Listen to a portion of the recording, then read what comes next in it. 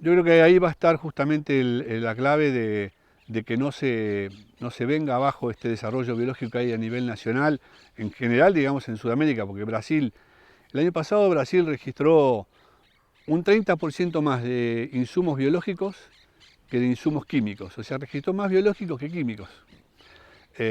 Chile también tiene un proceso parecido, aunque su superficie agrícola no sea tan grande, y nosotros estamos en la misma ola, ¿no? La técnica de aplicación va a ser la clave, me parece, a partir de ahora, porque estamos como acostumbrados a un manejo determinado y culturalmente cuando nos proponen otra cosa, nos cuesta aceptar que esa otra cosa que nos propusieron hay que hacerla de otra manera. Entonces, esto que dije al principio, yo puedo comprar un producto biológico que tiene un color y 3 meses después tiene otro color, o tiene otra, incluso hasta otra densidad, porque el producto está creciendo dentro del envase.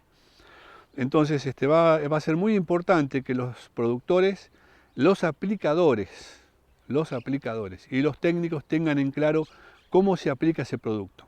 Respecto a qué volumen de agua, una cosa que no es tan novedosa, pero que pareciera obvia, con qué pH de agua y a qué hora hay que hacer la aplicación. Porque ya no es que hago la aplicación si me conviene en la mañana porque salí a la mañana, no, porque hay productos que no se pueden aplicar a la mañana, que tienen que ser aplicados a última hora de la tarde cuando hay baja incidencia del sol, ¿no? Baja radiación, para que no se mueran, porque son productos vivos que estando sobre la lámina de la hoja van a ser afectados por la radiación.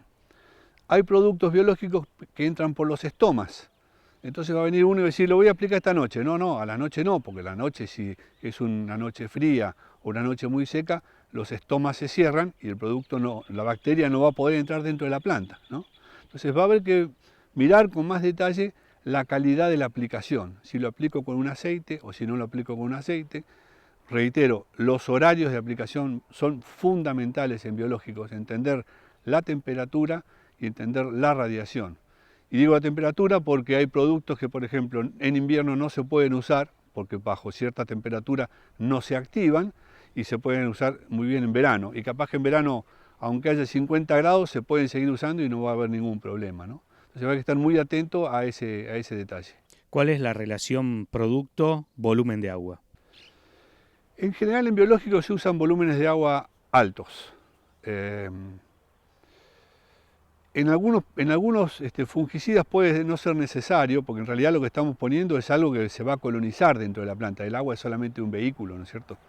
Pero como por ejemplo algunos bacilos thuringiensis, que son para controlar en el caso de pulgones o trips o arañuela, tienen una suspensión muy alta, entonces eh, eh, ¿cómo se llama? Decantan.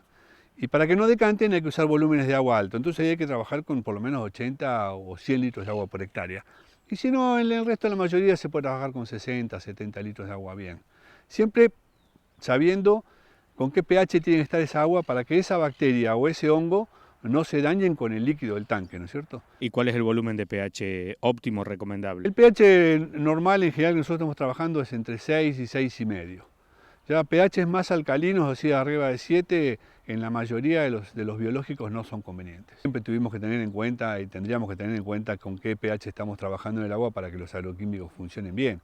Todos sabemos que algún glifosato necesita pH cuanto más ácido, más eficiente y menor dosis, pero a veces el precio compensó con que, bueno, le pongo más litros y ya está, pero podríamos haber usado por ahí un 30% menos de glifosato si hubiéramos corregido primero el pH del agua, ¿no? Bueno, un tema muy habitual o común escuchar en las aplicaciones de productos químicos es la fitotoxicidad. En biológicos, ¿cómo es la relación de la fito con el cultivo, con el suelo, con el ambiente? Bueno, eso es importante porque a veces nos dicen, che, y si me paso de dosis, en el caso de biológicos eso no sería un problema, ¿no? Tal vez no habría más respuesta, porque si, como yo decía antes, si yo tengo una concentración de 2 por 10 a la octava, es suficiente ese millón de unidades formadoras de colonia para que actúen en el cultivo que va por una superficie, digamos. Entonces no tiene tanta relevancia. Y digo, va por una superficie porque en realidad nosotros cuando estamos poniendo un biológico lo que estamos haciendo en el cultivo cuando son foliares es que entre esa bacteria dentro del cultivo, que sea endófita, o sea, o el hongo entra dentro del cultivo y actúa desde adentro de la planta, se coloniza en la misma planta. Entonces lo que tiene valor para nosotros es la concentración que ponemos en una superficie determinada, ¿no? Entonces ahí es indistinto si es un girasol, si es una soja, o si es un maíz, o si es un trigo, porque estamos pensando en la superficie. Entonces ya no hay tanto problema con las dosis, ¿no? Que para este cultivo sirve, que para otro cultivo no sirve. En general, un fungicida biológico controla prácticamente de lo que tenemos digamos, en el agro argentino como hongos patógenos, casi todos. Y con la misma dosis podemos trabajar en prácticamente todos los cultivos. Y si nos pasamos, no va a haber ninguna fitotoxicidad. Tampoco no va a haber un agregado, ¿no? Digamos. Puede llegar a haber un agregado porque siempre un biológico, al estar adentro de la planta, segrega enzimas y las enzimas solubilizan nutrientes. Entonces termina transformándose en un bioestimulante, por así decirlo, ¿no?